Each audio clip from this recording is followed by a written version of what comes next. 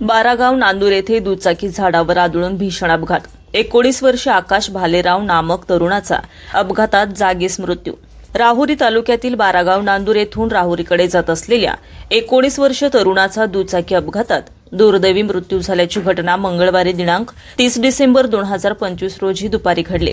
आकाश राजेंद्र भालेराव वय वर्ष 19 असं मृत तरुणाचं नाव असून त्याची दुचाकी रस्त्यालगत असलेल्या नारळाच्या झाडाला जोरदार आदळल्यानं तो जागीच ठार झाला.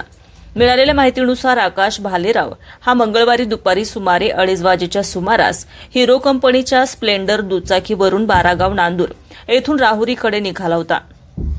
बारागाव नांदूर गावातील सुनील पवार यांच्या घरासमोरील परिसरात दुचाकीवरील ताबा सुटल्यानं त्याची दुचाकी रस्त्यालगत असलेल्या नारळाच्या झाडाला धडकली. या अपघातात दुचाकीसह तरुणाचे डोके झाडावर जोरदार आदळल्याने तो गंभीर जखमी झाला आणि जागीच मृत्युमुखी पडल्याची चर्चा घटनास्थळी होती.